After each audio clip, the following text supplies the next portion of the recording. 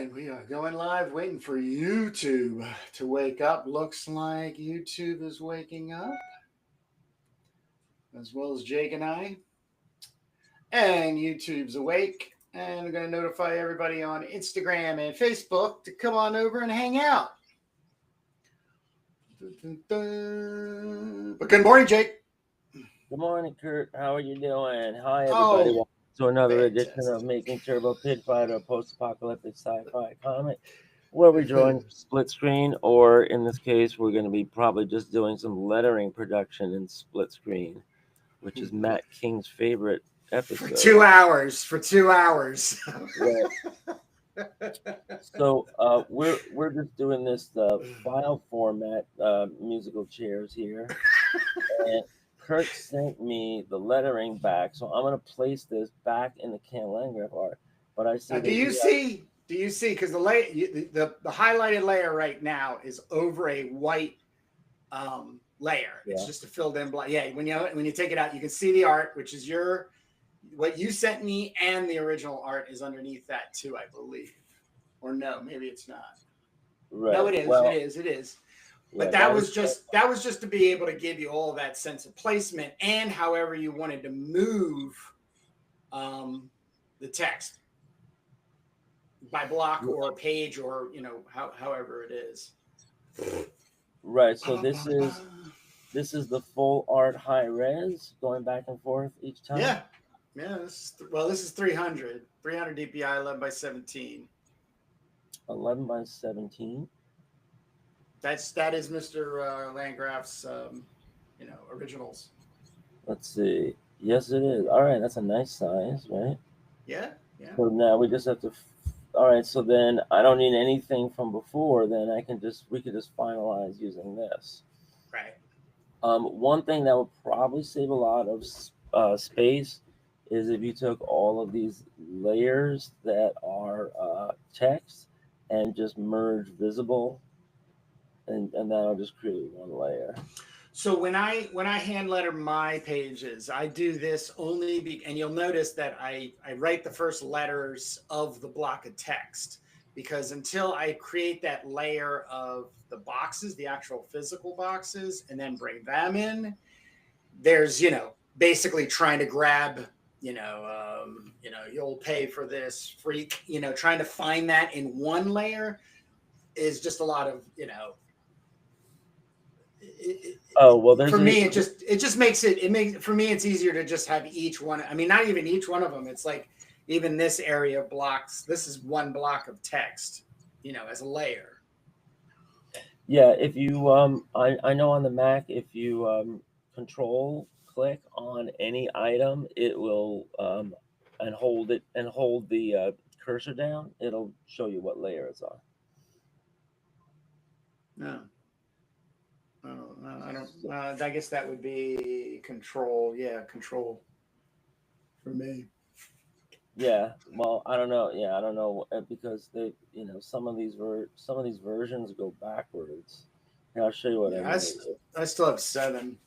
Yeah. So let's say I wanted to get this layer and I have no idea where it's on. I just hold the control key down and it tells me right here. See?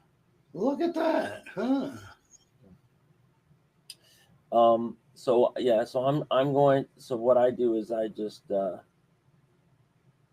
merge visible. So now I don't know if I want to save this just to compare the file sizes, but I'm pretty sure it's a lot smaller because. Oh yeah. All those layers is just more and more memory, Yeah.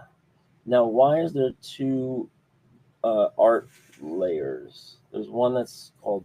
One is one is the original art, no text, and then one is your text on top of the art, which you sent me, and that was for placement. No, it looks like 2 that are both art. Yes, one is the original without the text. There you go. And then the other one is the art with the text. So this is how I gave it to you. Yeah, it's just the guidelines, because we do need to talk about the size of the fonts. And this is what this is going to be after I worked on it, right? Yeah. Yes. Yep. All right. Well, yeah, you give me everything here. Okay. So we need to just choices. We just need to finalize this, and we have to figure out how we're going to do. We need the word balloons. You got to get the word balloons in. Yeah, they're rounded. Mm-hmm. Yeah, the shapes and shit. All right, so that's what we're doing now, right? Yeah. The other thing too is the first type text, which starts with by 2013 civilizations was in decline. Civilization was in decline. That is super small. Like this is 8.5 by 11, so this is going to be the print size for the page. Yeah, and this is well, this is no. What point is it? What point is that font? Well, you have it up at 11 by 17, 300 dpi. Well, if the regular font is like 9 or 10, then it's probably around 6 or 7. Yeah, you gotta get it up to 9 or 10. Well, yeah, it depends. Readability. Can we break apart? Can we break apart this block and just drop it somewhere else? Maybe down here under his shoulder, or maybe even along this calf up over here. The nice thing is that they had all that black. You have all that black that Ken put back there. Yeah, we definitely have to work on it because it's too dark. It's too busy behind it. I thought we darkened all that, but now it's one flat layer. Oh, and so this is the artwork. No, the artwork underneath here looks like it's black and white without any of my edits. So this is way out of date. We don't need this for anything. Right, this is Ken's raw. That's original Ken Landgraf art. Yeah, that's all it is. I'm deleting that. We don't need that for anything. And then we just have to. All right, so now, I have to go back to the Quark file. So what I'm going to do is I'm going to do this in Quark. I think. I mean, if I do it in Photoshop, I definitely have to go back for the Quark file for that text. Now, let's open up Quark while we're talking here, and we'll figure this out. So, how was your week, Kurt? A lot happened on my end. What's going on over there? Well, since you brought it up, I am weeks away from having the first CROM Anthology completed. I am literally down to these spot illustrations. I'm halfway through on the spot illustrations.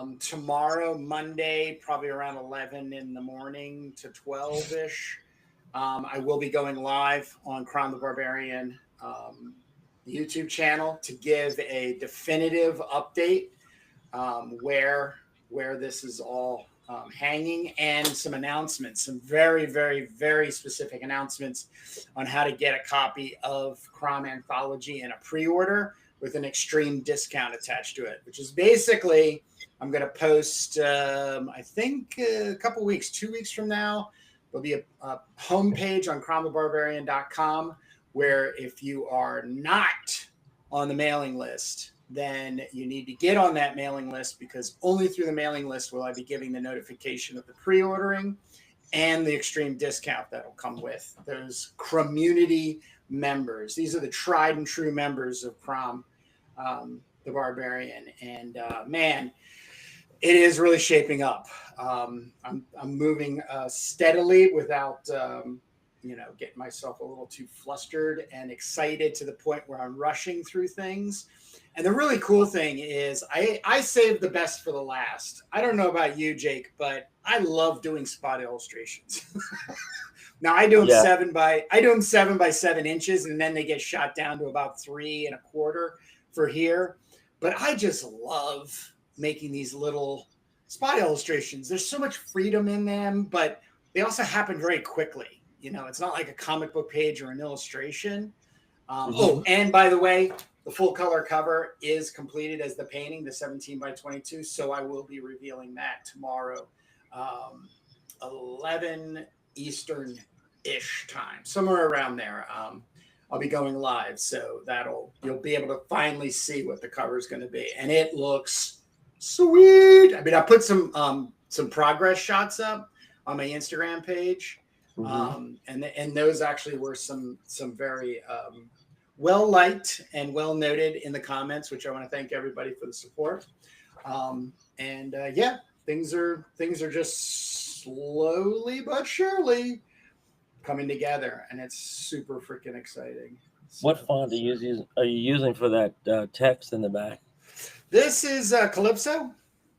This one here. Can you show it real close?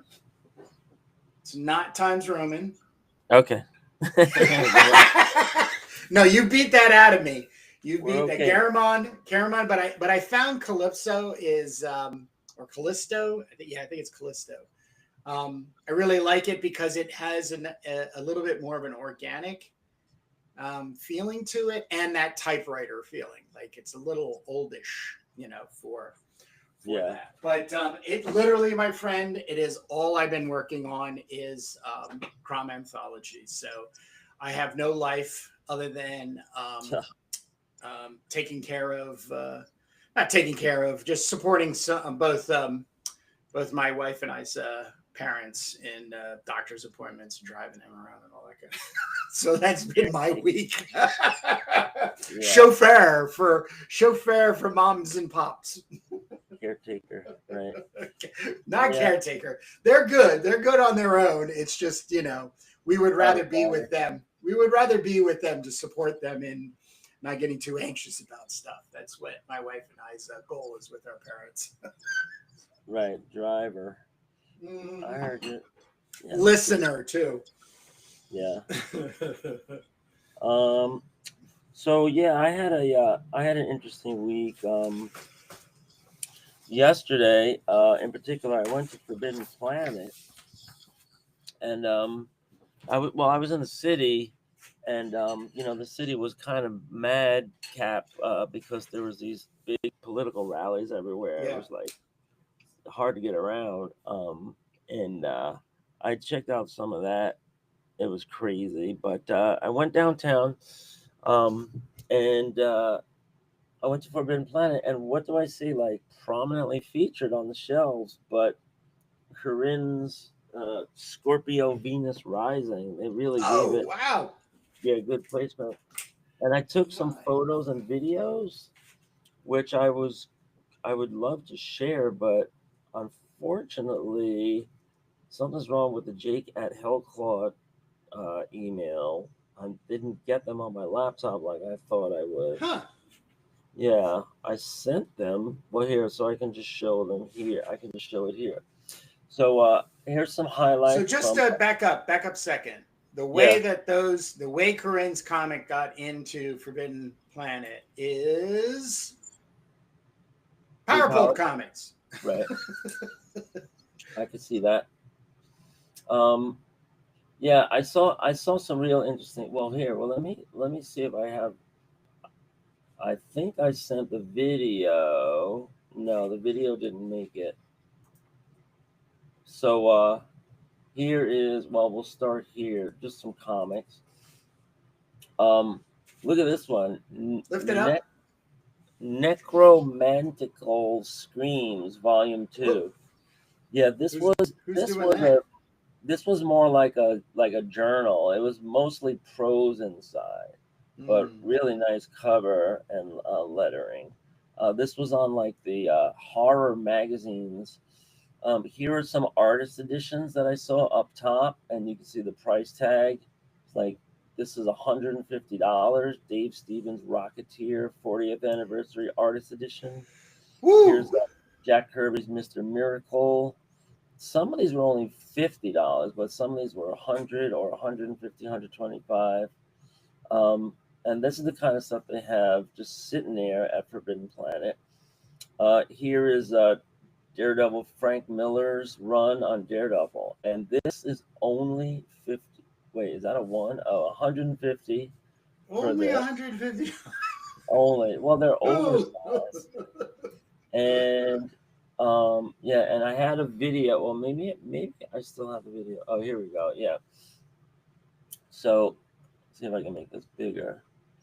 And this is walking into the shelves at Forbidden Planet, and here they have the recommendations Oh from wow. some featured artists of other books, and so I believe Corinne made a recommendation.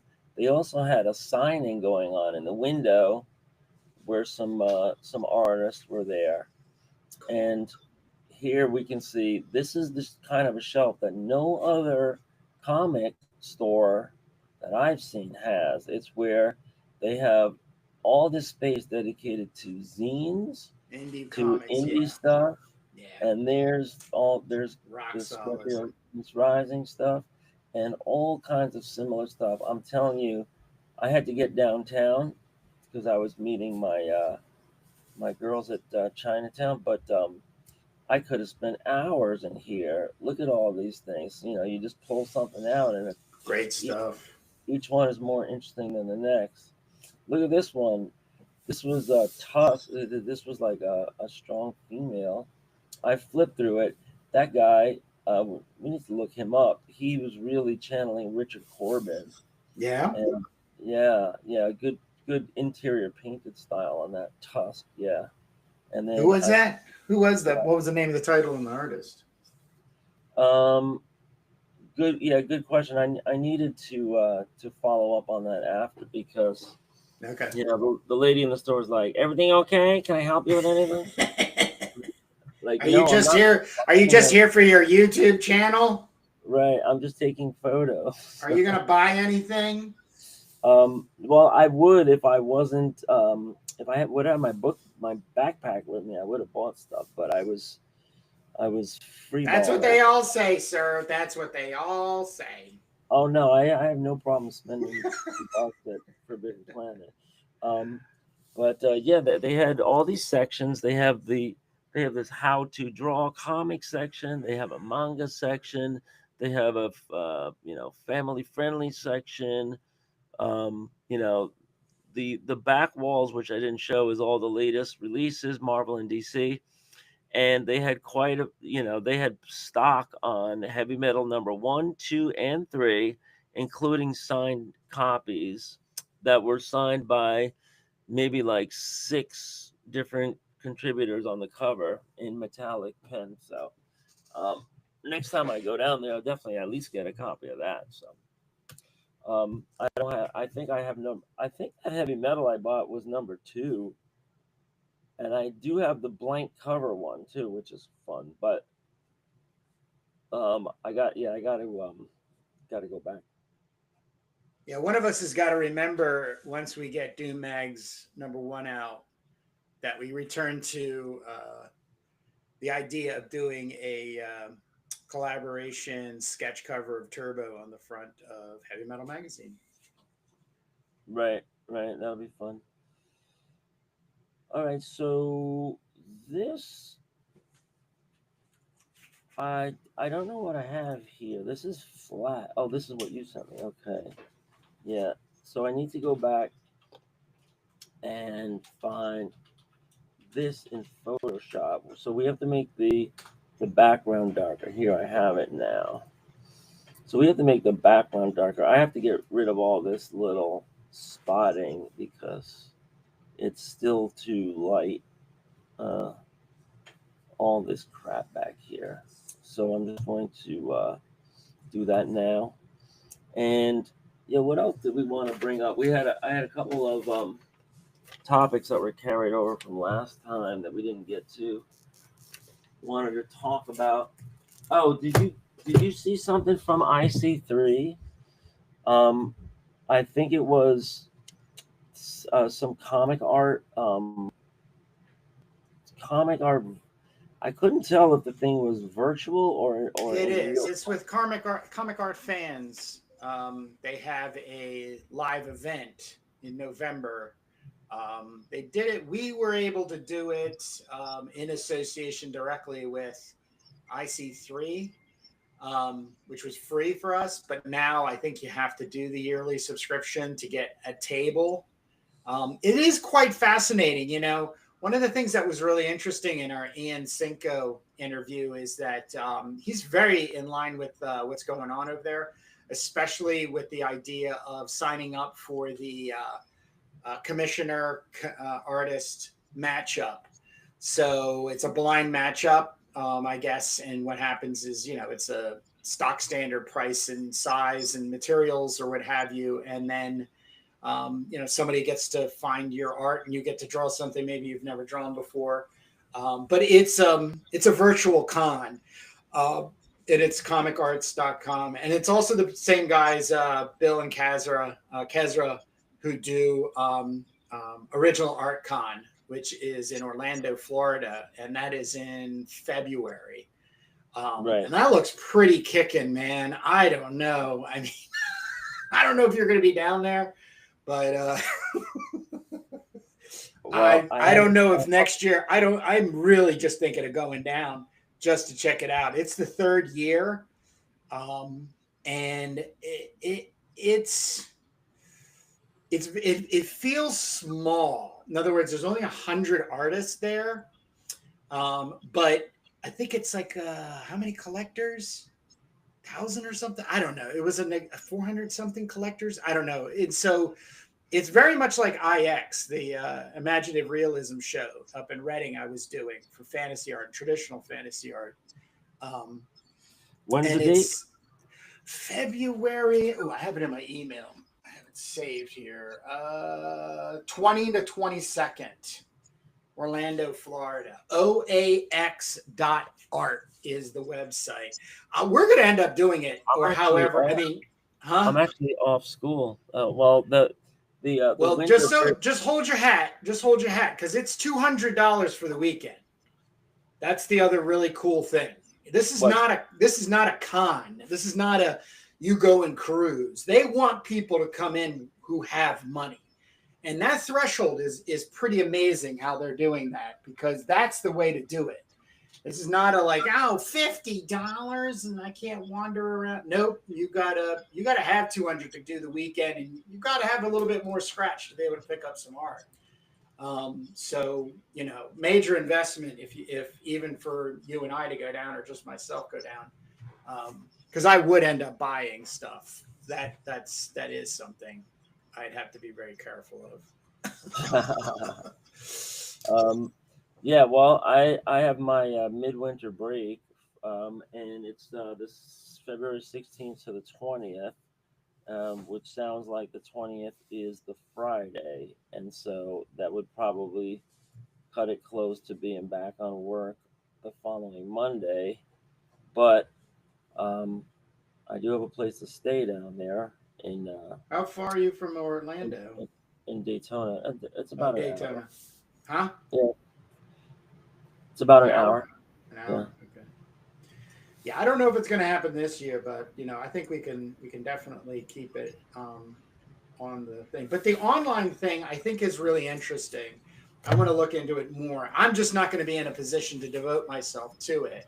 But I am for Crom Anthology going to be posting all of my art for sale on cromthebarbarian.com and on comicartfan.com, which I do have an account, and I need to update, because I think a lot of it, no, actually I can't remember. No, I think I do have some of the fantasy art stuff up over there too.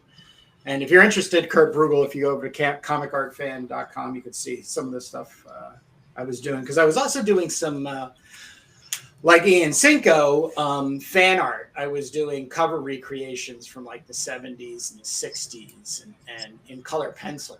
That was like kind of my shtick on black construction paper. So that was fun. That was fun stuff. But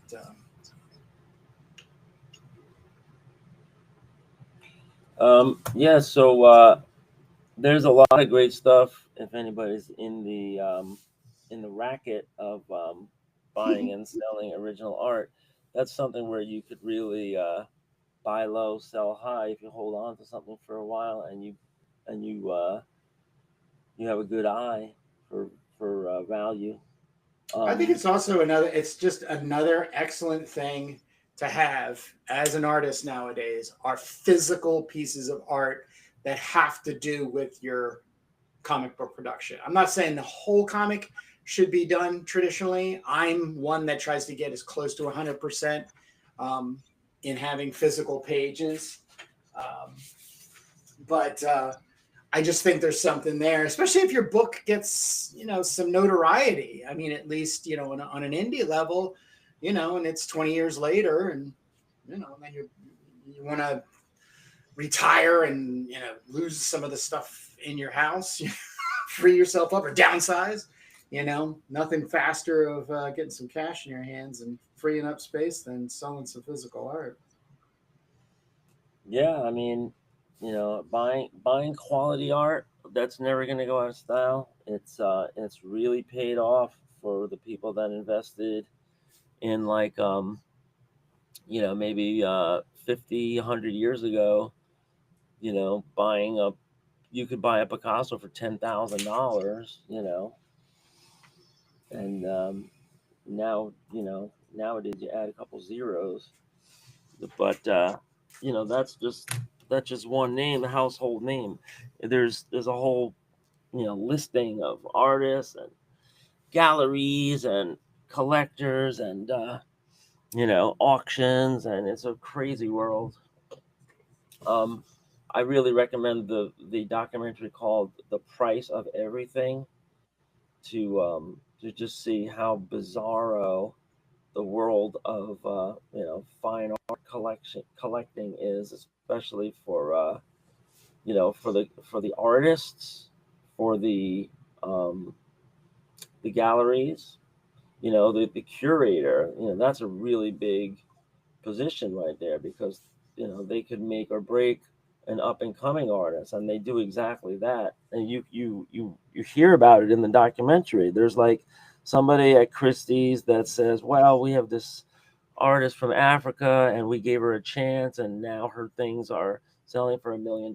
I bought one myself, you know and that, so your patrons can really make or break your career. But it's also like, if a celebrity buys your art, if Madonna buys or your art, or Nick Cage buys one of your pieces, then, oh, everybody else wants to know. Well, And it's also isn't that's provenance. That's basically it's the your original was previously owned by Madonna, and so that's yeah, in the documentation of the life of the art being moved through collections, and that just actually probably adds 30% more value on there because a celebrity had that in their collection. Yeah, I'm a member. I follow Christie's and Sotheby's on YouTube, and man, that is some fun stuff when they throw collections up. They just put a guy's collection up where he just collected prints, which I thought was super cool. And so it had nothing to do with time, like any kind of like, it wasn't like he was an impressionist collector or a New York late 70s, right. 80s, pop art, whatever. His thing was he loved prints, like the everything about it and stuff. And then another collection just went up for a guy, James, I think it's Jake Carpenter. Jake, oh man, this is the one guy I watch who's a curator, collector, gallery owner. And he just did a show in Chicago of a high school teacher. He's now passed, that collected African American art. And his collection is just super dynamic. I mean, it's just so amazing to see how somebody who's not creatively inclined participates creatively in collecting. Yeah. Yeah, well, the art world is very fickle and very, tough to break into. But once you're talking about these wheeler dealers, these big whales, it's like monopoly money. And I mean, there's actually, like, a big problem with sales tax, because a guy might have a, let's say he has a Pollock and he wants to trade up for a bigger one, because the value went up so much. He can't buy that new one without paying the sales tax on it, right? So now and it, so instead they end up trading a lot. It's funny. But yeah, I mean, we're just comic guys. The version of what we're talking about for $1 million paintings is scaled down considerably for comics. But you can, if you find an up and coming artist and they're selling their pages cheap because they need the bread, you could really steal it out from under.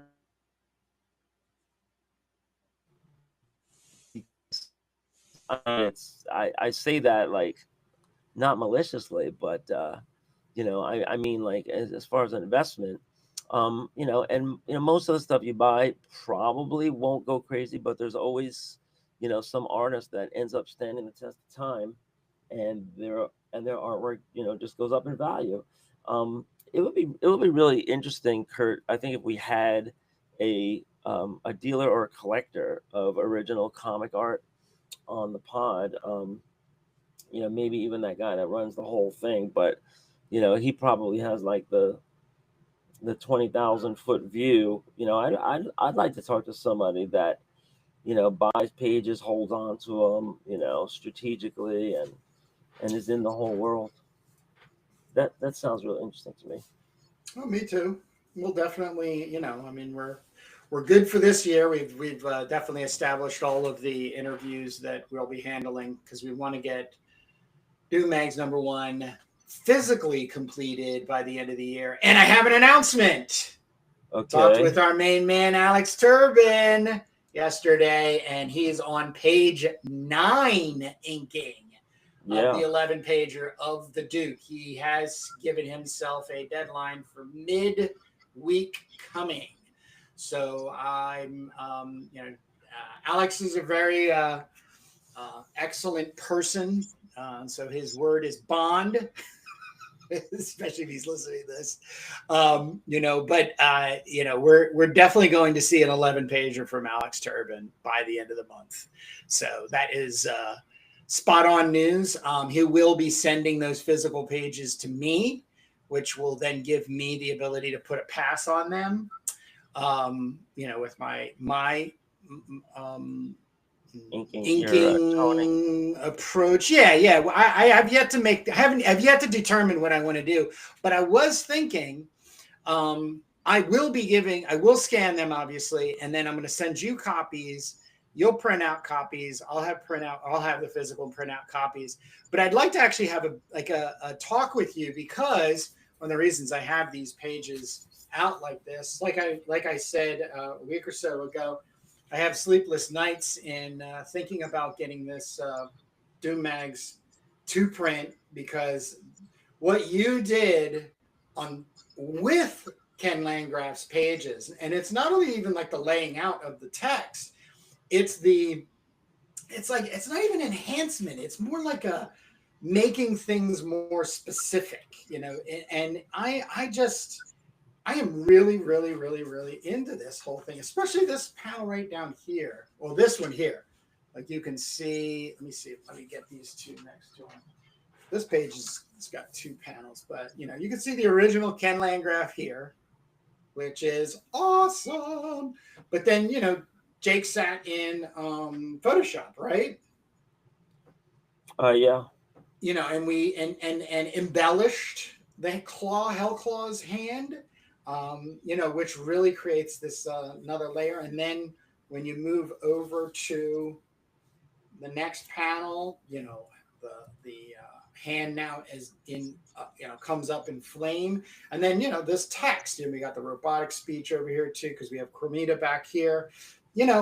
There's something about collaboration and variance that is constantly pushing forward for me in how to make comics. And create an interesting twist, if you will, or at least the variated version of like, maybe you would enjoy this type of presentation of the art instead of this presentation. You know what I mean? So it all goes down to that. And then here at the bottom of the panel, you got this simple action scene where she's throwing all these darts, and then we got some collaboration in here with the text, and then it's just, I don't know. I just here this is actually another good page here, just showing off here. This is you up here.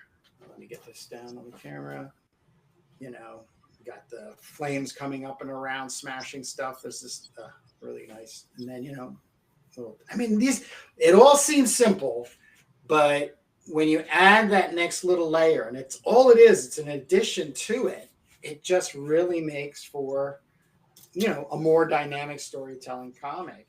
Here we have, I had made the suggestion of just cutting out the movement of the character moving across, and then just giving them in that, that gray. It's just, I can't wait to see this in print. It's just going to be amazing. So I can't wait to get a hold of these pages and then sit down with you prior. I'll obviously give my thoughts in approaching his work, because the first thing I don't want to do is dismiss anything that Alex has put down on the page.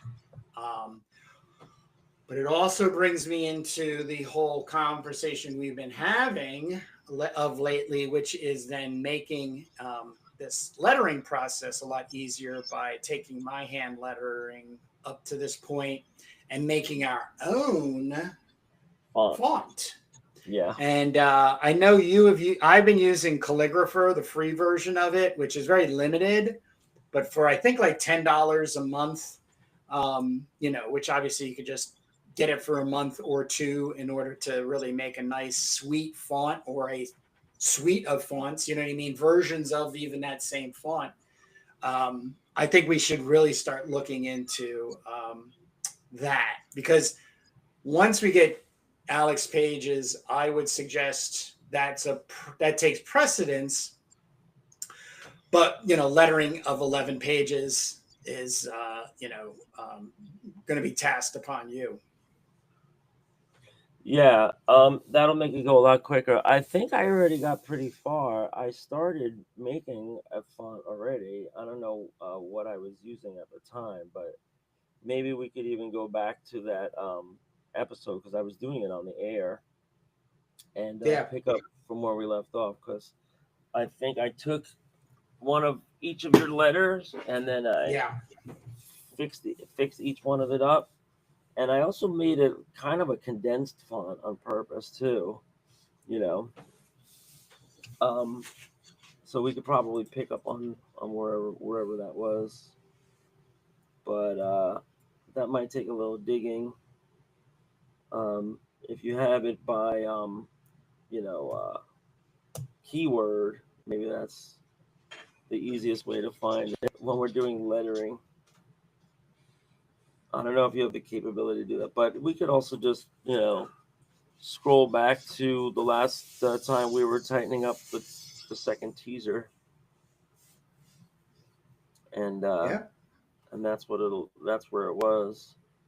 Well, I might even make a version of mine. I'm actually strongly thinking of it doing sounds that. like a great idea to do. Well, I mean, I don't, it's not like I letter differently for any comic book. I just have my own lettering approach, which, by the way, is based on 2 years of freshman. It's a freshman and sophomore year of high school doing industrial arts, technical mechanical drawing, which was, you make these bolts and, these mechanical drawing, and it was physical.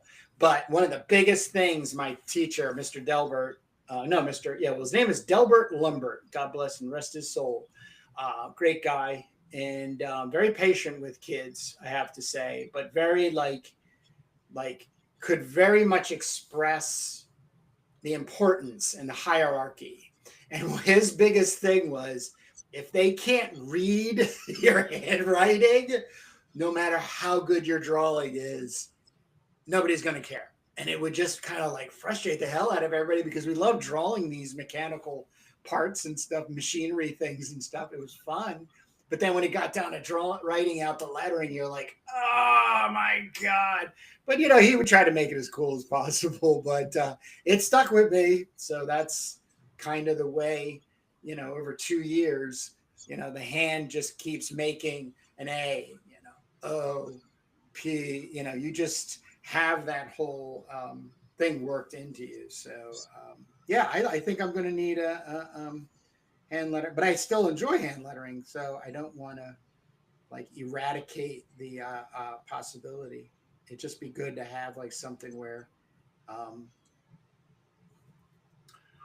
laying out, you know, I could lay out my handwriting and then even do something with that. Yeah, well, technical drawing is a great class to have. I took a continuing ed course at Cooper Union in technical drawing because I was doing all of this crazy. Where is it? I have it right here. I was doing all this crazy technical drawing back in when I was in college. It looked like this. Yeah. And I wanted to get better at it. I had some specific questions, and unfortunately, and so it was a good course. It was pretty crowded. You know, you only have to pay like a couple $100, and it's like 13 weeks, one week, something like that. So it's well worth it, you know, to get your craft down. But unfortunately, the guy couldn't answer the questions I had. Oh, okay. Yeah, maybe he was being paid to teach the class. Well, I was like, you know, my question was, you know, when you're doing perspective, right, and everything goes towards a vanishing point. So, you know, that's easy to do for lines or rectangles and shapes and everything. But what happens if you're trying to do that for circles or ovals or ellipses, and now you're seeing them in perspective? How do you do that? And I know, you know, nowadays computers do it in 2 seconds, so you don't have to do anything but put it in a computer or a CAD program, and then, you know, just do it that way. But at the time, you know, we were just using triangles and T-squares and everything, and the guy couldn't answer it. And he was like, your best bet is just to eyeball it. And I said, well, that's exactly what I'm doing, you know. Eyeball it. Wow. Yeah. But yeah, I mean, I don't even know if they still offer those kind of courses now, because it's AutoCAD. It's AutoCAD. Yeah. I actually got hired a summer to be an assistant in railroad signaling. The railroad signal charts were getting translated to AutoCAD from these big drawings, which were done with Silver Point, which was like the predecessor to lead pencils. So you would actually have these really expensive things. Now, all I had to do was basically the crap work, which was basically setting up certain types of lines and everything over the top of the scans. But yeah, it was quite a summer. You know, that was during college, but I had the skills. You know, I had you know 2 years of industrial arts in high school, and it paid off. So yeah, well, it's good. It's good to have some training. Some of us are just you know, self-taught. We get a lot of that too when we're talking to all these indie creators. But you know, a lot of different people are coming at it from a lot of different angles, for sure. That's being creative. Yep. All right, so I'm gonna chuck the some in this file. I'm gonna chuck the Ken Landgraf original art. Now my art is probably gonna change too, so I'm gonna have to cut and paste my art into this, which, yeah, and then just go bit by bit. I think the first step probably here is for me to just fix up all the letters. right to my liking, because we have this, and then we have this. Oop, where is it? This or that. So that goes to that. And I notice it's a little bigger, which could be a problem in some tight spots. So I'll just. I'll tell you right now. Once I mean, again, we could just. You do two things. You reduce the size by like 0.01s, but you also, you bring it in so tight that the ability to actually, move. So I actually start like one letter to the left of the first letter and then start writing. And if it ends up meeting before or at or after by one letter, I feel good because I have to have a breath in my hand movement. I have to feel. I'm not going to sit there and try to make. It's just too, because I'm blowing up to 13 by 19. Here's the pages, by the way. Like, and these are still. They're still super. It's tight. Like I would love to have. Like I think on my pages. Let me see if I have. I have inked, lettered. Excuse me. Here it is. Yeah. So I have lettered. So here's a really good example. I lettered Crom and Gervanus, which is a 4-pager with Ken Landgraf that I worked on. That'll be in the Crom Anthology. Let me just give everybody a sweet visual. Where are you? Maybe this is the way to do it here, yeah. Where the hell are you? Where did I put him? What's going on here? He's up front. What's going on here? Yeah, here we go. So here's so just the way I go about it. So this is a 4-pager by Art Ken Landgraf. I did not lay it out. I mean, I laid it out in the script, but Ken's Ken, and he's amazing, and it's exactly what I want. But I did, that's a 12-point font on an 8.5 by 11. That was the way I laid it out. And then took that layer and blew it up to 13 by 19 page-wise. Then did the pen and ink. And that's the same pen as this pen. The pen I'm using in your... So you can see the difference in point size from what you're working at, which is not 12 point on an 8.5 by 11, to what it blows up to at 13 by 19, which gives me obviously a greater sense of freedom to move. And I do have, and here's the page, put in, this scanned, that scanned, placed right over the top of the art, from there. And then it's in there.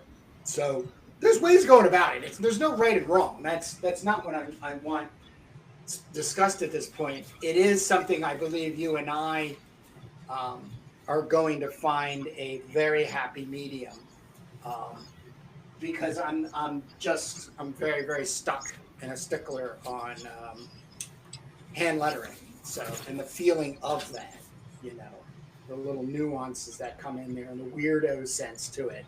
But I know you also have a particular sense of OCD that has to be satiated. So, Yeah, right. I mean, that's where the font is going to really come into play. I think so too. Yeah. Yeah, because it'll be the last time we have to do either the hand lettering or the fixing up. We just need to do. I just need to do the typing. But I wanna really think this through, because let me see what I have as far as font on my white computer. If I do a search and I list by date modified, it's Did you call it turbo? Did you call it turbo font? Well, let's see. Font design. This is, 2024, April 2024. Something happened inside of Fontbook. So let's see if we can open up Fontbook. Maybe that was it. I think this might have been like a built-in Apple program at the time. Oh, look, there it is. Look at that. What's that? That is the letters I made last time. Oh, you handmade those letters? Yeah. Really? Holy shit, Jake. Yeah. So really tight. This was in a font. We did this in April of last year. This was called Doom Comic Regular, 85 point. It needs a little fixing. You see how it's a condensed font, so that really gets you more space on the page. Now let me see how you go in and, because right here. How do you go in and edit this? Because I'm just reinventing the wheel here. There was some kind of like adjustments you could make. Like I see how the like spacing's all off on there. This S needs to be rotated and skinnied up, but can I just use this now? Let me see. Let me do a search on Doom Comic. Yeah, look at that. Doom Comic Regular. Is this accessible in Quark? For crying out loud? Let's see what's going on here. That would be a miracle. Let's see. Yes. Oh no. No. What's going on? Oh shit! What's that? I think it all has to be uppercase. Let's try this again. Oh yeah, your well, what you're writing, yeah, your actual typing has to be all caps. Look at that. Look, we're a lot closer than we thought. That's sweet, Jake. That's sweet. Yeah. It's a weird looking font, but we can tweak that. Now, how do I tweak it is the question. Doom Comic Font Regular. What do you edit this with? How did I do this? This is probably worth doing. We're like figuring out. Look how close this is right here. Turbo. Yeah, but I've already hand lettered the Casualties. So yeah, no, I'm thinking about the Alex. I'm thinking about the Alex Turbo. But look at this. If if we just start from here, I'll just be like, okay, we're gonna do this, then we're gonna do this, then we're gonna do this, and then we're gonna do this, and then we're gonna do this, right? And we're pretty far the way there. I mean, editing the font is the first thing we want to do because you give a man a fish for a day. But yeah, this is a great thing. I can't believe we dropped the ball from where we were. So let's let's get to where we need to be. I'm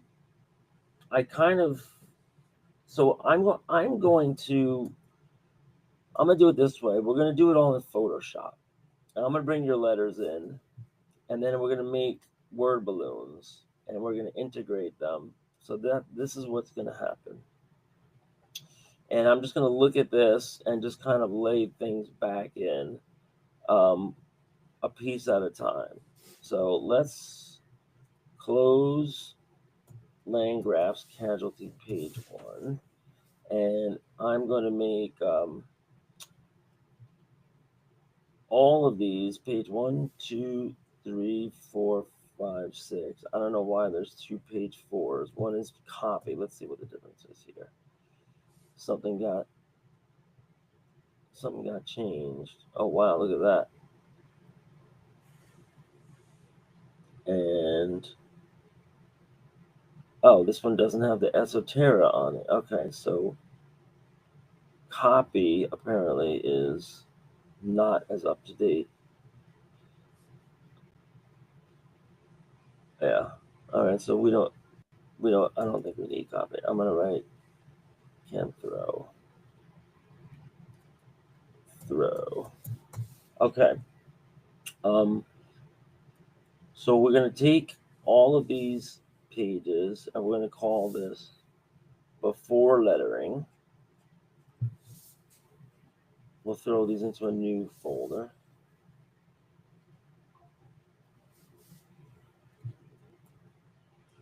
Before lettering goes on folder. Because we still might be editing those as is.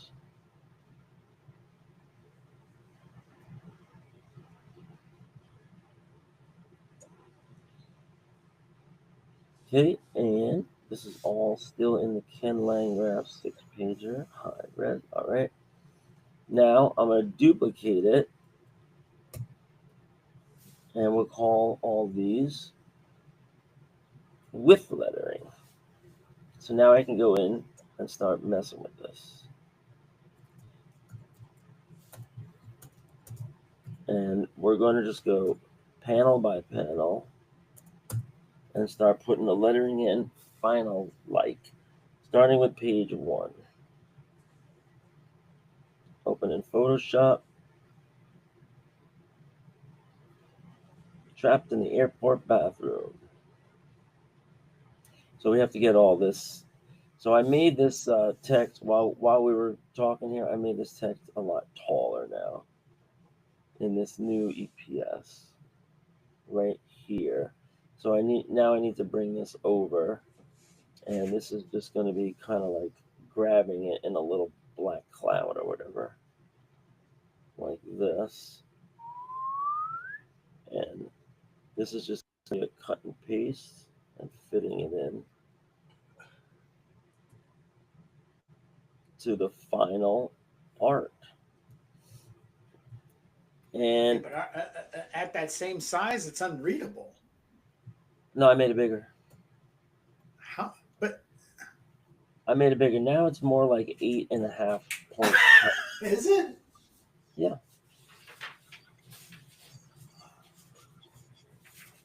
Yeah, watch this. See?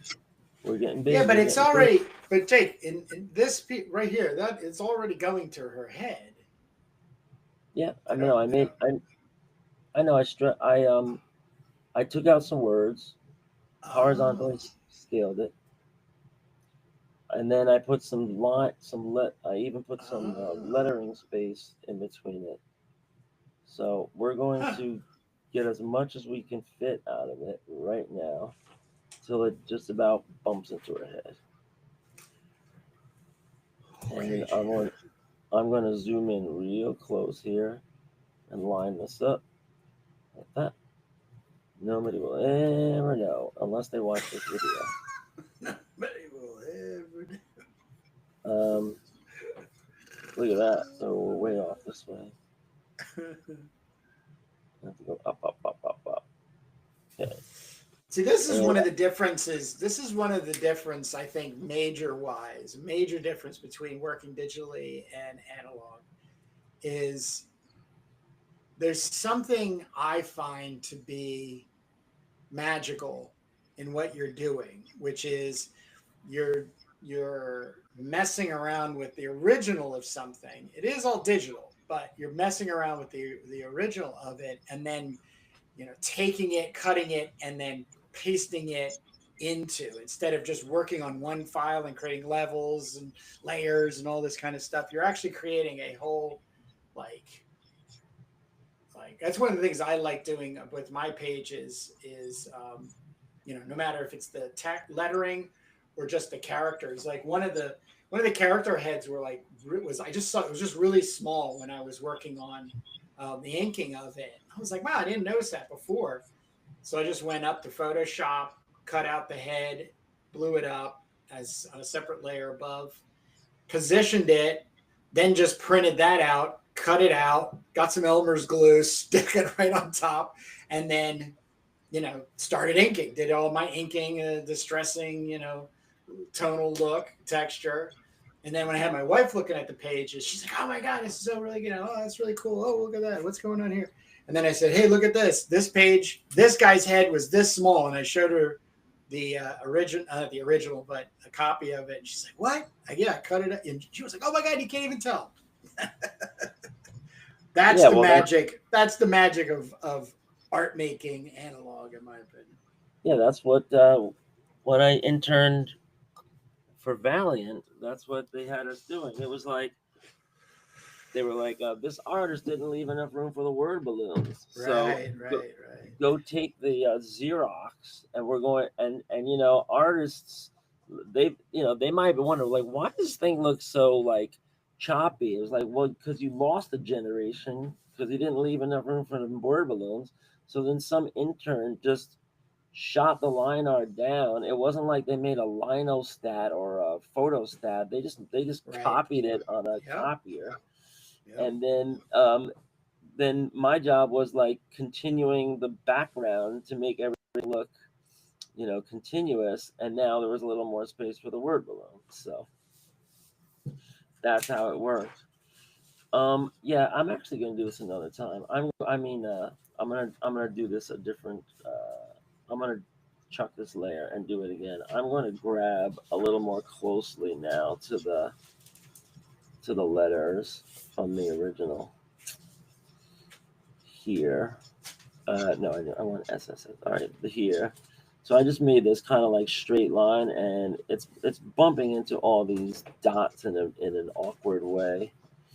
So I'm going to zoom in a little bit, and I'm just going to grab these letters right up to the line here. So I'm getting rid of all these little dots. I could even do like this too. Make this a little neater and cleaner. So, Kurt, you know what else happened this past week since we last spoke? The New York City Comic Con at the Jacob Javits, or I think it was, yeah. So, since we last spoke, I went on YouTube and I watched all of these walkthrough videos, right? And I found, oh no, I think it was underway when we last spoke, but yeah, it was last week. Right, but since we spoke, now a lot of people have posted the videos, and I did find a video that had the Artist Alley, and I watched two different ones because two different guys were walking through Artist Alley, and they were making Chris like their from own. Comic Tropes has one. Did you watch He that did one? one too. Oh, you did didn't he? watch that one? Yeah. No, I watched just some guys that were just keeping it moving and just walking through, and very impressive Artist Alley. And they were all saying the same New thing. York City Comic No, Con. they were saying this is where it really goes down. Like this is like all that other hall space, huge convention hall. Like God knows hundreds of thousands of square feet of just convention space and everything. But at the end of the day, there's no comics, and then there was nothing cool. So the Artist Alley is where it was all happening, and like there was some videos online where they didn't walk through the Artist Alley at all, and I spent 40 minutes watching one, just in the background. I was waiting. Why aren't they going into Artist Alley? So I found the ones where they go into Artist Alley, and boy howdy, were there like a lot of people there. So, I mean, it was really weird because, you're seeing all these names that you don't really know. And, they have some picture of the Hulk behind them or Superman. And, they all have their DC and Marvel credits or Image or whatever. And they're all doing their thing. And then, they're just walking by. And then, there was one little booth and it just said Frank Miller. And they don't even stop and they don't even show it. You can see maybe there's a guy there, maybe that's Frank Miller, or maybe that was just somebody watching his table. It was so weird how they like glossed over. And then there was a booth for Rob Liefeld, and Rob Liefeld had this like booth that was out on the aisle, and it was like a double booth with like a tent and everything, or it was just a little more glam. And he was like standing there, his big head was there, and you could just see like he had a much more special booth than everybody else. Yeah, we had a release. He had a Youngbloods release. Oh, so he was promoting something. Yeah, right. Oh, So, right. It was an actual New York Comic Con release. So there was only so many copies of that comic that were only going to be at New York Comic Con. Oh, right. So he had an exclusive. Yeah. So, but it's just I mean, it's only that version of the comic. You're going to be able to buy it in stores and But he had some version or some signing the book and all that good howdy doody stuff. Good marketing, which those guys are. I think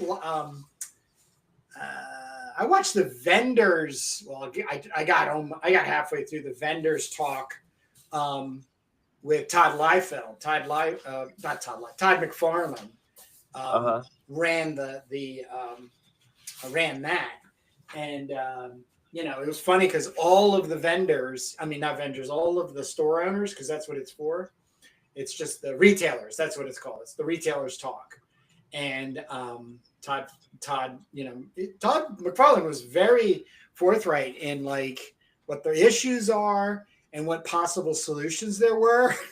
But for like everybody, he kept asking, what do you have a question for? It was always about Spawn. Like, when are you going to finish the Spawn second movie? Are you going to Spawn with this, Spawn that? And I kind of got sick of it, about 30 minutes in. But then later I started thinking, I was like, oh, well, if I was a retailer and in the history of my biggest sales, Spawn was in there and I was able to ask Todd McFarlane when the hell he's going to, give me another big payday on something that he's making. Like, duh. So, and he was really good about it. I mean, he's definitely the Todd father, as they call him. So yeah, well, he's got his whole world happening, and there's a lot of work maintaining that.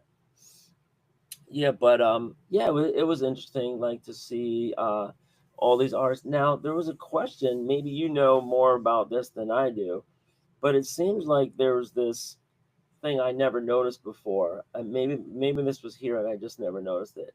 But there is all these kind of like affiliations, and that you would have all of these artists under this one like all in one aisle, and they would all have the same banner, same font, and they would all have this logo, that they were all affiliated with this. I guess it's an agency or representation, or do you know what that was? What that without having any more specifics, I would go that there are it might even be the OAX type of thing.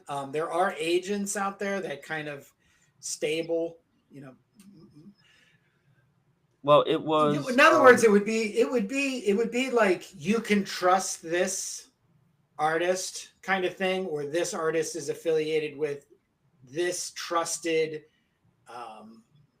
original salesperson, because there's not a lot, but I've heard that there are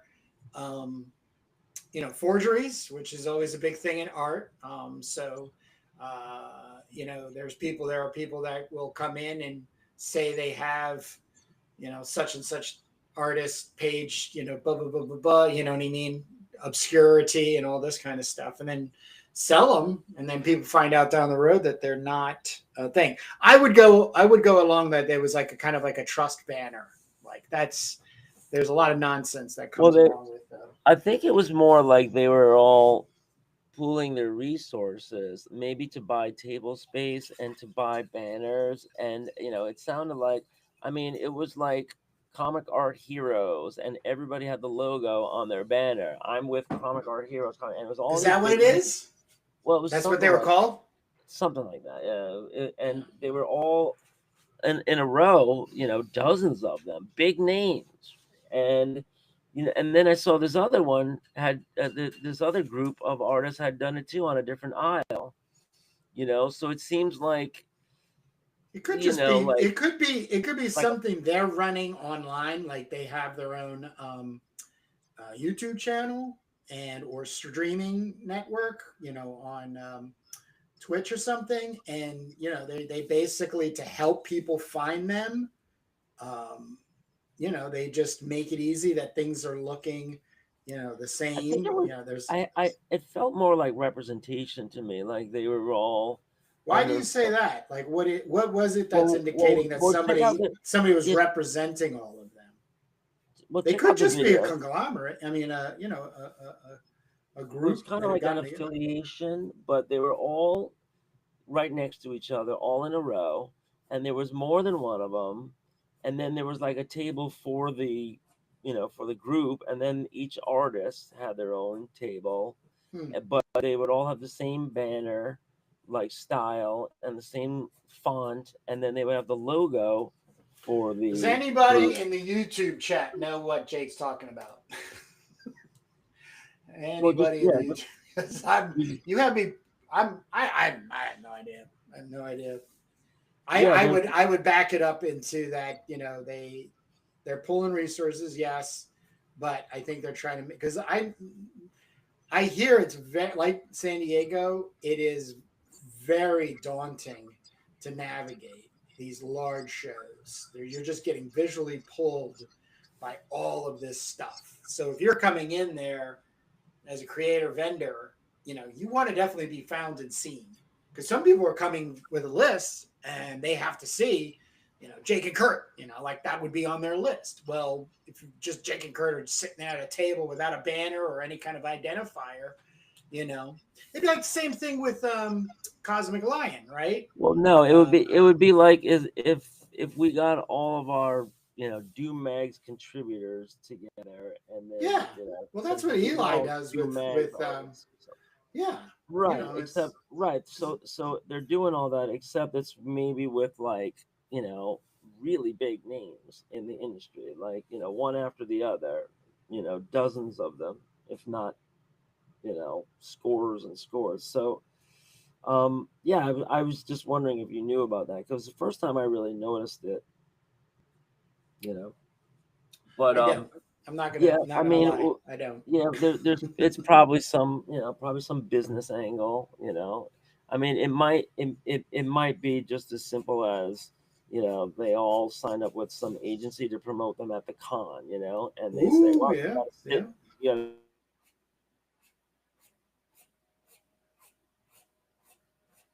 gotta banner producer and whatever, and or maybe it goes beyond that. Maybe there's actual representation or something. But I don't know. That's what I was asking. Yeah, okay. I don't know. We're gonna have Um, to find out though. yeah. If you know, dear viewer, please make a comment below if you're on the replay of this here episode. So yeah. So definitely saw some names of some creators that we had interviewed. Um, some people there, and yeah, I think some of these guys that were walking through really gave short shrift to some of the bigger names that were you know just kind of sitting there. I mean, they walk by the Peonies as if they're nobody, and I was like, why don't you just like focus the camera for 2 seconds, on the Peonies, for crying out loud. It was crazy, but really valuable to see who's there, what they're selling. You can see, they all have books for sale, signed, or maybe they were all like limited, convention specials. Just Some for I saw prices as low as $10. I saw prices as low as $150. as low as 150 bucks. Well, they were doing, people were doing sketches. There was a lot of those manga people there they have like such crazy little manga stuff. Those manga people. They're referred to as mangaka. Okay.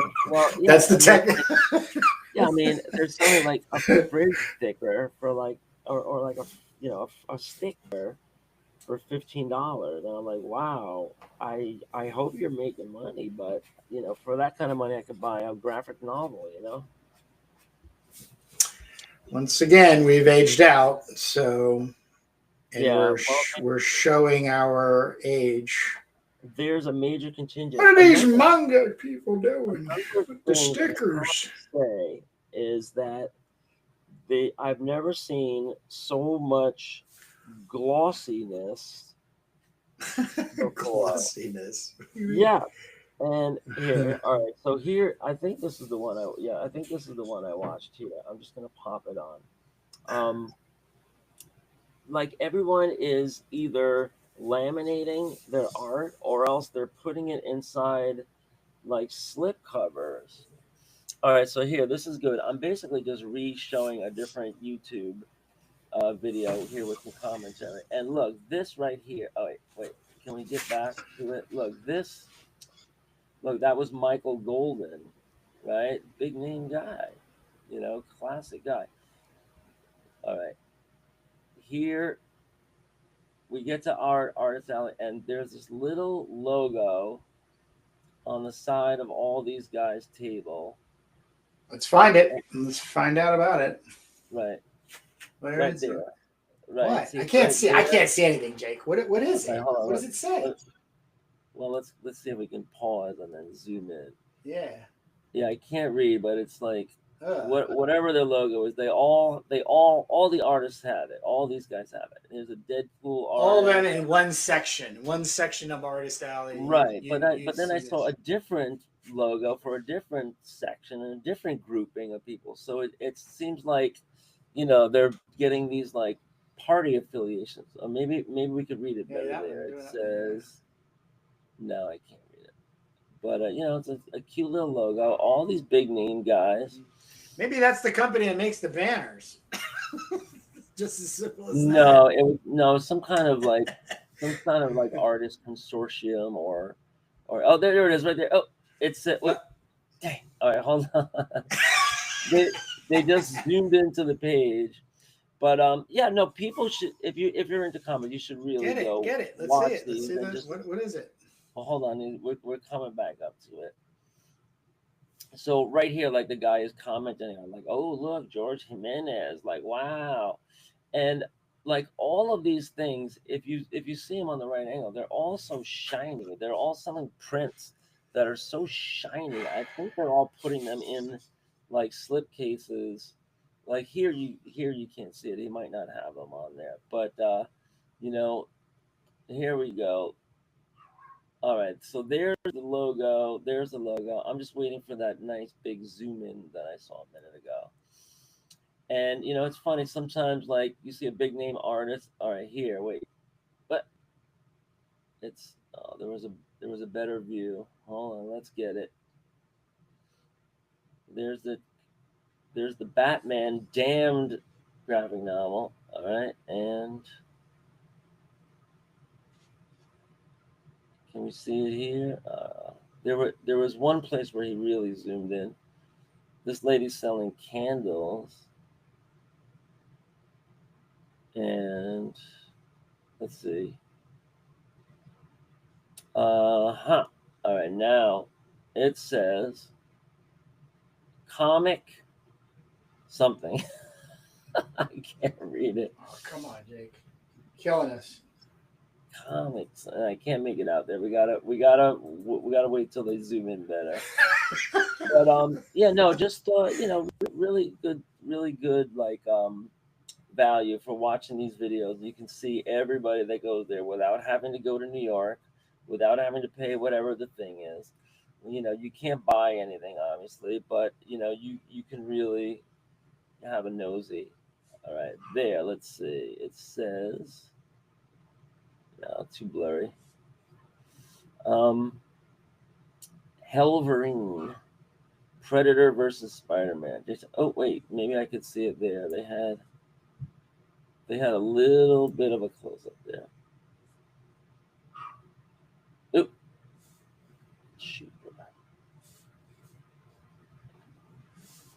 All right, I'm gonna hit pause just at the right time. Oh, oh, damn it! It didn't pause. I know everyone's probably saying, "Old man, boomer." Okay, right. Because this is a 22-minute video. It's not letting me zoom in. Wait, dang! As soon as I went up and got in, all right. You guys are probably just as frustrated as me. And now we got that. All right, Bewildered. But I'll find out next time. So yeah, they have these new like artist consortium things, and really overwhelming. Just how much stuff is there and how much is going on. Really good. Really good con, I guess. Doing business, people doing biz. Doing biz. Yeah. Making a cash. As we now turn our attention back to what we're supposed to be doing. But I want to talk about that, yeah, because I've no interest in the New York Con tabling or visiting or anything, and now I know why, because there's just nothing for me there, except maybe walking around Artist Alley, seeing if we know anybody, seeing if there's anything cool to promote as far as indie stuff.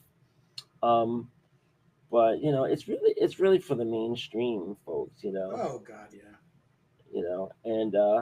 And I guess it's for niche people to find each other too, like Yeah. the anime people finding anime creators, collectors and everything. So it's all good, but there's I just can't imagine how much a table is. I can't imagine how much the admission is, and like just how much these damn promoters are making as a you know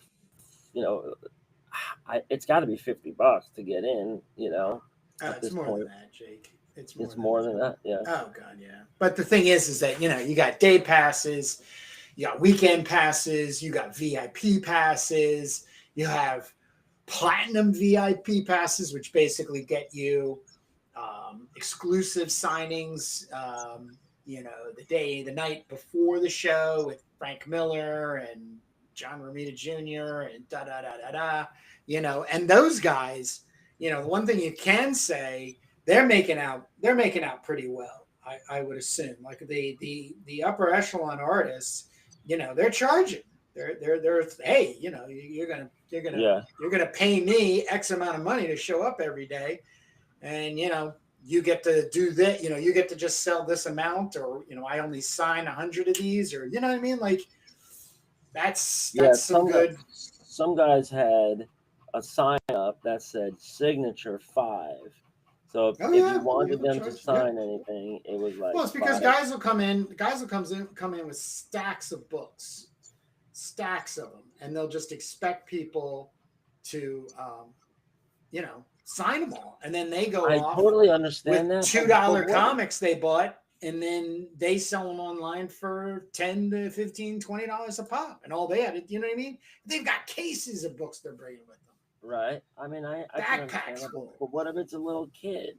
Then you're like you're cutting him a break, but he might not even come to your table if he sees the sign. Yeah, I doubt it, unless dad brought him into the fold of being a John Romita Jr. fan, or whatever, I mean, Frank Miller or whatever. I mean, it's hard for a young person to really comprehend the magnitude of this old guy sitting on the other side of the table with a whole bunch of like things, art and books and stuff. Where's the connection with the movies? Where's the connection with he made those black and white movies? Oh, okay, I'm not into black and white movies. You know what I mean? Like, tough. It's a tough sell for young people to become as emotionally attached to, like, oh shit, that's Frank Miller. I did not see any kids there. Very few kids there in those videos. It looked like it's for grown. I mean, are you gonna? How much? I wonder how much a kid's admission is. If you're a parent. Well, that's the other. They have family family pass, which would be like mom and dad and, 2 children. Right. How much is that? Right. How much you paying for each kid?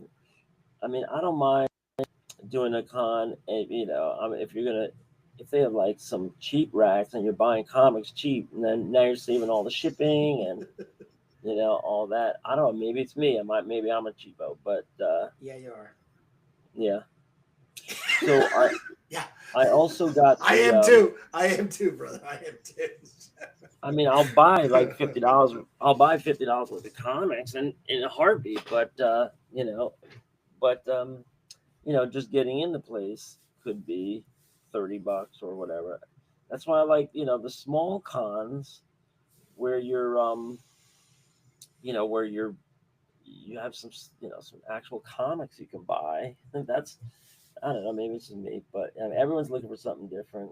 There's people that go there for the cosplay. I mean, I talk to like casual, people that aren't like super nerds, and they're just like, "Oh man, that was great. The cosplay. They have the Transformers in the lobby." I'm like, "Yeah, cool. Not my thing, but go crazy, And people that collect Funko Pops. I mean, I was surprised that Forbidden Planet, because they have like they're the best comic store I can name, and they just had racks and racks of Funko Pops there. I guess they're making making a lot on that too, Yeah. Well, God bless them. They got to run a business. Yeah, give the people what they want. I just don't understand why people. You got all the tourists too that come in. Yeah. Yeah, they probably do well. I mean, wouldn't want to know what their rent is, but yeah, when I was up with my dad and brother a couple months back, I kept trying to figure out how to get the Forbidden Planet. Yeah, I was just like, but I just kept thinking like, it's not going to be worth it. They'll be interested in about under 15 minutes, and I need at least 45. So it's like, yeah. Well, if that's ever the case, the Strand bookstore is just a few doors down, so they can go. They can go there. There's such good deals at the Strand bookstore. They even have a lot of comic stuff at the Strand too. It's one of the most famous bookstores in New York City, and it's still good. Where I used to drive up there for. I remember I was at a nightclub in Philly, and it was after hours, so it was about 2-3 o'clock in the morning. Went up to the bar, and the bartendress had pushed play on this big TV, and it was a TV. It was not a plasma screen. It was just a huge television set that was mounted above the bar, and she hit the record, the VHS tape, started, and this movie came on. I ordered a drink. I was pretty bush that night, but I was sucking on my beer or whatever the hell I was drinking. Yeah, usually beer, and just started watching this black and white thing roll, and it was Faster Pussycat Kill Kill, and I literally stood in a bar for an hour and a half until 4:30 in the morning, watching Faster Pussycat Kill Kill, and was losing my mind. Could not sleep. I couldn't, well, I did. I passed out when I got home, like 5 o'clock or whatever it was in the morning. My best friend and I were, roommates. This is like 94-ish, yeah. And woke up at 11 or so, and I just couldn't shut up about this movie. And I don't know if it was him or me that said, well, somebody's got to have it in New York. And I don't even know if I knew you back then. I might have known you, and I might have called you real quick. And you might have been the one that suggested go to the Strand or call them. I called them, and I said, hey, do you have the VHS of Faster Pussycat Kill Kill? And she was like, yeah, I've got 3 copies right here. And I said, can you hold me one? Because I'm driving up to get it. I got in the car, Wilmington, Delaware, to the Strand, and bought. Wow, are these Yeah. pre like eBay stories and This is 1994, dude. 1994. Right. VHS Yeah. clamshell bot. It cost me $25 and another 15 for the T-shirt because I was a sucker for the T-shirt. I had a Faster Pussycat, the poster T-shirt, so I had that and wore that down until it really fell off my body one day. You know. Wow. But, yeah. oh That God, yeah. T-shirt. Strand saved me so much heartache in locating shit. Yeah. It's an institution for sure.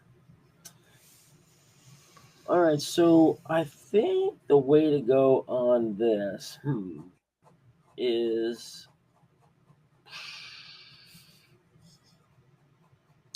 I think the way to go on this is bring the lettering in first, and then make the balloons, make the boxes and balloons around it. The problem is the white. I don't have the white separated from the black, so it's going to be hard to separate the white from the black here.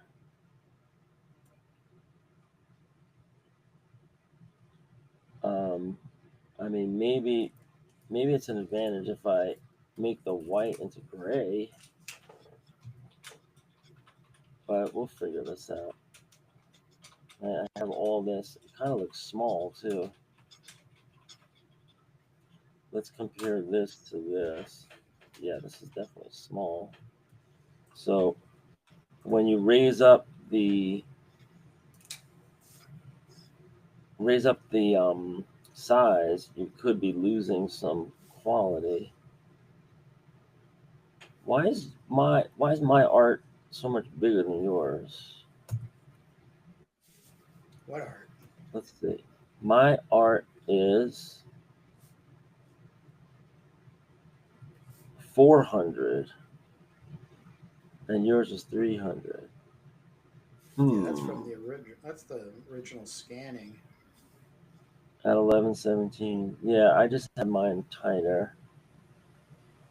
So do I bring mine down or do I bring yours up?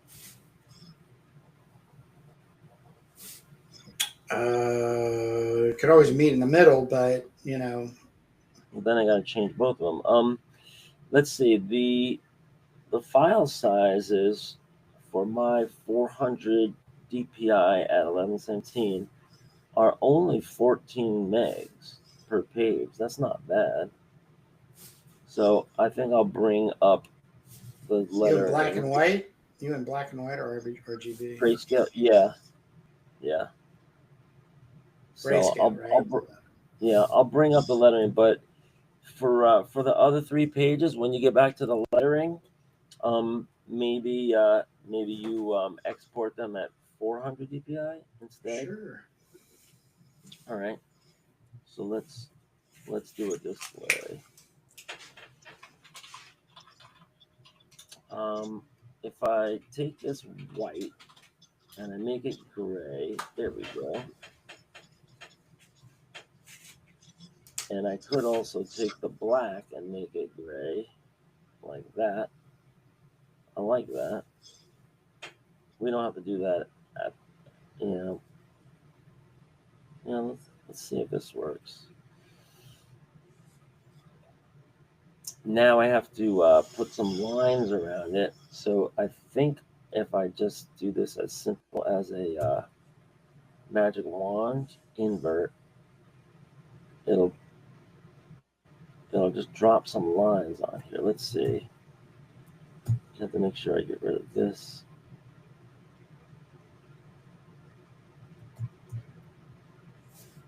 The stroke command.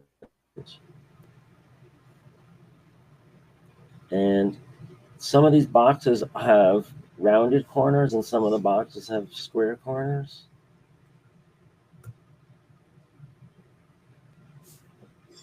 So it looks like a little difference.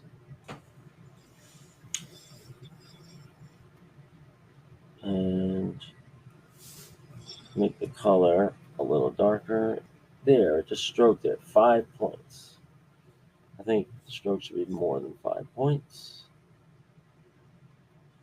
All right, well, let's start going through this lettering. For sure. Yeah, we got to work on this font, man. Once we get this font thing cooking, we're going to be in a much better place. Yep. Lessons learned. I know. Well, we did all this at the end last time, only to just forget everything, just right out of my head. Well, we just didn't have we never established. I mean, so many moving parts on every Sunday. You know what I mean? Like I make some show notes, but you know, for the most part, like the excuse at this point is Doom Mag's number one is our shift up and away from the teasers. So we weren't going to be, I'm sure if we didn't do this Doom Mags thing and we were just going to do another teaser, adding 6 more pages, we might have been like, oh shit, why not just, let's make the font. You know what I mean? Like, blah, blah, blah, blah. Yeah. We'll do this for Ken's thing. You know what I mean? But this was like, we kind of like backed up and went around the hill and up to this, like, oh, we're going to make a comic anthology. So then that created all this listing of more and more things that had to get prioritized. Forgot everything all of our long-term plans. Yeah, yeah. But, you know, every time we painfully put ourselves through this and we have this conversation. Well, it's a good thing we put this on tape so we can go back. Yes. Yeah, I mean, the font book, this might be something that was only available here on this old laptop I have, so it might be really valuable. You know, it was just a free way to design fonts back in the day. Yeah, I'm going to give the calligrapher a run later.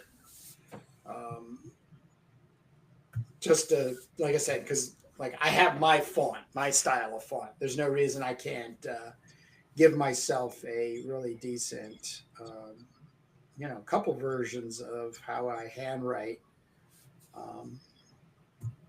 lettering. But yeah, I mean, like I said, I still love the first writing page it out we did, in hand. When we did page 1 of Turbo, that was like great. 2 years ago? Yeah.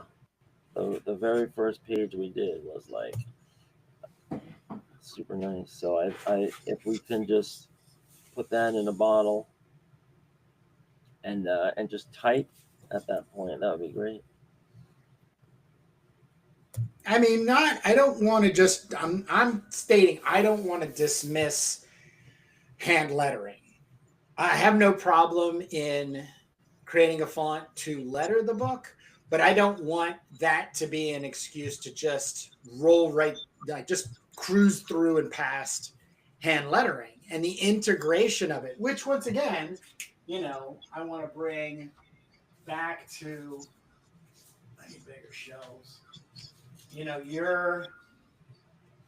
the way you use type integration wise, you know, in storytelling, you know, I still even think there's definite things that you can do to enhance the cohesiveness of the story by font. I mean, even just this, like the page 2, you've got the Cremita. Her text is this computerized font. You know, I still think that's you know pretty cool, but there could still maybe be something of a handmade flourish. You know, that would come along. Like I think making the boxes at times and the balloons hand drawn. And whether that's a layer that comes in over the top of the original art in Photoshop, and then you type in the, you know what I mean? I still don't want to just like have this digitized layer on top of the artwork. And if I see it and feel it's too heavy, I'm going to complain.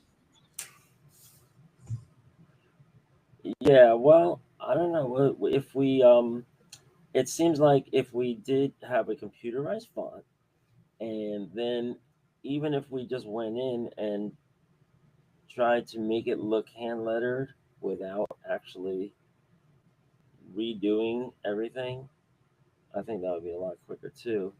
Like, there's the alternative characters feature, Yeah. which you can have.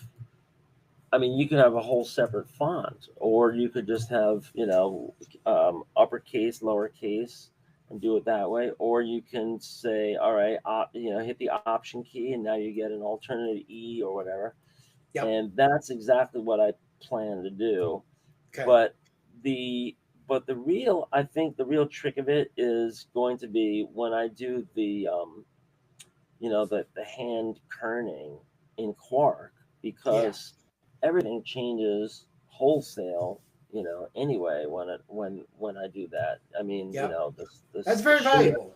I will give you that. That is very valuable. The angle, the size, the skew, everything. But I just, as I raised earlier, there's concern for it. We have a tendency when we do work digitally inside the screen to blow things up and think that's larger. But then when it then has, and it's on an 8.5 by 11, or it gets reduced down to 8.5 by 11, it then basically diminishes any of the physical value that you thought you were giving it in this, blown up viewfinder in the digital, Photoshop, let's say, where if you're making at 13 by 19 handwritten, lettered, balloon design, and then that goes in, at least it's staying it's connecting to the original art. Like it feels like the two things were made for each other, instead of the thing being digitally placed on top of the art and noodled inside the screen. Yeah, I mean, I think what I ended up doing a lot of the time is just this. What I'm doing right here is just cloning a lot of letters. Like I fix the shape of a letter, and then I just clone it to get the other letters, so that we don't have the ups and downs. Right. Yeah. Hey, look, all I'm saying is that, I don't want anybody to think that we're walking away from the art of hand lettering your comic. That's not what I want anybody to think. Because I personally and professionally, as an indie comic artist, feel it's a big decision-making factor for me to be in love with your work. Like, it's just something that I'm very passionate about. But it's so subtle. I mean, the average comic. But that's what makes it different than everything else. Yeah. It's less about it being a product, and it's more about a person's expression artistically as the comic book being a form of art. That's how I think. I really do believe why many people will pass up a book is the lettering or the text itself. In other words, it could be way too much text, big blocks of it, digitally done in Times Roman, or Arial, or Helvetica. You know what I mean? It's just, it immediately looks boring. If somebody says, "Oh wow, look at those, look at that comic book cover. That's really cool," and then they flip it open, and they're like, "Why is it all this text? Why are all these big word balloons?" And it's squashing out the art. And, I got to read all this, and it's not even it's like readability towards like book reading, instead of like, oh, there's a lot of text, but it's handwritten. It's kind of cool. It's integrated to the art and the story. Okay, cool. Yeah. I can dig this. Well, it's I think it's definitely I mean, we're both a little obsessive. I think maybe me more, but it's one of these kind of like subliminal things, like I'm just seeing here as I'm doing this with all these letters, that it starts to look a lot uniform, right? And somebody might think it's a font at that point, but I'm okay if it's a font as long as we have tons and tons of alternate letters. Like I think a font should be 4 or 5 fonts with automatically generated, variant letters. That's what I think. And I agree. I agree with you. yeah, I agree with you. We're definitely on the same page with that. It'll be interesting to see how we come along in that. well, we got to take the time. Yeah, we got to take the time to do it. It's well worth the time that we'll take to do it. It will save Yeah. us weeks of our work, of our current workflow. Weeks. Yeah, I hear you. Yeah. I hear you. Yeah. I hear you. Look, we're coming up on the 12 o'clock hour. We have a 12:30 interview with Ro Higashi. So you have it. You have volume 1. I have volume 2. Half of the Crown, published by Cosmic Lion Productions. If you haven't visited CosmicLionProductions.com to check out everything they have indie there, you're missing out, because a good day would be visiting them and Power Pulp Comics to get your comic fix on. But we've got a 12:30 with Ro, and I am super excited to have a conversation with her, because I think she's going to make a lot of really good bridging with our old man questioning of it's less of an influence of manga in society. It's now the integration of it. But the really cool thing is she started out as a web cartoonist. Huh? Oh, you mean webtoon?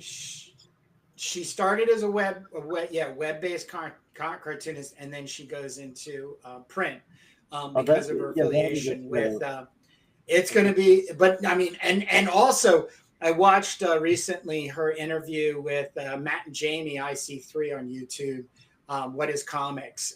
Great interview. I'm definitely going to put a link in her interview in the description with them, because it really takes a bulk of not the kind of level. It's definitely, we're going to have the questions on the other half of what they go after, but her approach as a mangaka in America is going to be. It's just for me. It's going to be the first time we're actually having a conversation with somebody that has themselves firmly planted in manga and American indie. So we just need to start winding down to prep for that. Not too much of a rush, but I said earlier that we wanted to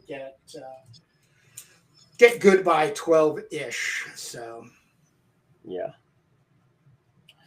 So yeah, so the world is changing, and has changed. That the anime has started outselling American-made comics or Western comics, and my students are definitely into it. And they asked me, "Oh, did you see this one? Did you see this one?" And I was like, "No." I said, "I know Afro Ninja, but that's about it." You mean Afro Samurai? Afro Samurai? Yeah, right. Afro Ninja is that guy that hits his head, right? I don't know. Yeah, I did watch Afro Samurai. I did watch Afro Samurai, but I don't know no Afro Ninja. But Afro Ninja is a guy. It's a viral clip of a guy that bangs his head. He's like doing some flip. It's like 2 seconds long, but it's a guy that's like doing some flips, and he like lands on his face, and everybody's sharing it. So to like make fun of his misery. But I guess I always confuse Afro Samurai with Afro Ninja. Yeah, Afro Samurai to me is probably my favorite manga or anime, I should say, and I could be a lot more well versed. I know that also my local movie theater, they have these like screenings that they do it's not like a movie, but it's like you go at like one show at a very special time, and they'll show like a famous manga production like Princess Mononoke or something like that. Yeah. And it's I think it's like certain days for super fans or something. But yeah, this will definitely be our first time asking about how Getting this came to be. educated.